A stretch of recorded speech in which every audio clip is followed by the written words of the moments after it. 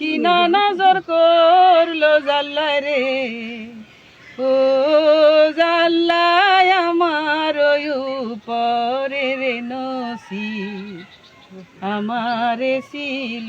বিয়ের গীত গাইছিলেন ফেরদৌসী লাকী। একসময় শ্রুতিমধুর এই গীতেই জমত বিয়ের আসর। তবে যুগের তালে উচ্চ শব্দে বাজানো গান এখন অনেকের যন্ত্রণার কারণ। আকাশ সংস্কৃতির আড়ালে ঢাকা পড়ে যাওয়া বিলুপ্ত এই গীত সংরক্ষণ করেছেন তিনি। আর আমার সমবয়সী যারা, তারা বিয়ের গীতের নাম মনে হয় অনেকে শুনছে, মানে শুনেছে কিন্তু গায় নাই কোনোদিন। এরপরে তো এগুলি থাকে না। ব্রাহ্মণবাড়িয়ার বাঞ্ছারামপুরে বাড়ি ফেরদৌসী লাকীর।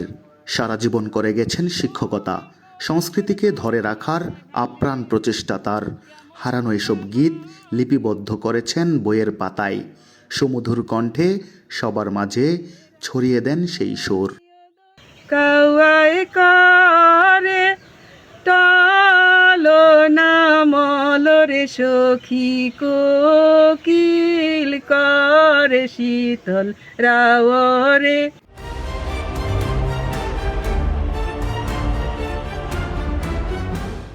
এখনকার বিয়ে বাড়িতে উচ্চ শব্দে বাজানো গানের প্রতি অনেকটাই বিতৃষ্ণা সংস্কৃতিপ্রেমী এই মানুষটির। তার চাওয়া কারো ক্ষতির কারণ না হওয়া। তো এইভাবে এই জ্যাকসিটের কারণে অনেকের কষ্ট হয়, অনেক অসুস্থ মানুষের কষ্ট হয়, বয়স্ক মানুষের কষ্ট হয়, এগুলি তাদের মনে থাকে না। তারা সারা রাত ব্যাপী বাজাতেই থাকে, তারা ক্লান্তও হয় না। তারা যে কি করে তারা নিজেরাও মনে হয় জানে না যে তারা কি করছে। আর তারা কোনো সময় একসময় তাদেরও এরকম দিন আসবে যে তাদেরও এই হট্টগোল শুনতে বা বুঝতে থাকতে, হট্টগোলের ভিতর তাদের কষ্ট হবে। যাদের কাছ থেকে এই গীত সংগ্রহ করেছেন সেই মানুষদের সঙ্গেও কথা হয় প্রতিবেদকের। নির্মল সুরে বিয়ে বাড়ির রোমাঞ্চকর পরিস্থিতির কথা তুলে ধরেন তারা।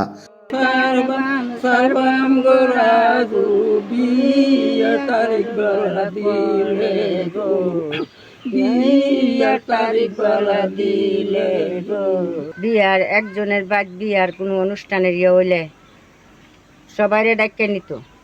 15 দিন 1 মাস আগের থেকে শুরু করতো। আর আগার মধ্যে ডুগরা বানছে, 15 দিন লাগে চিরা করছে আর গান গাইছে। এখন মোবাইলের যুগ, মোবাইলে বিয়ে হইয়া জায়গায় এমন হইয়া জায়গা হুচ্ছি উঠে এন্দা বিয়ে হইয়া গেছে গা, মুছি কইতেও পারি না। তরুণ প্রজন্মকে শেকড়ের কাছাকাছি থেকে সুন্দর আর সমৃদ্ধির পথে আহ্বান জানান ফেরদৌসী লাকী। এমন সৌন্দর্য আমরা উপভোগ করতে চাইবো না যার ফলটা মারাত্মক হতে পারে। বিয়ে বাড়িতে সেই হারানো সংস্কৃতি উঠে আসুক আমাদের চলনে বলনে। হারিয়ে না যাক পূর্বসূরীদের সেই লোকগাথা, এমনটাই প্রত্যাশা সবার। সোহাগ মনি, সময় সংবাদ।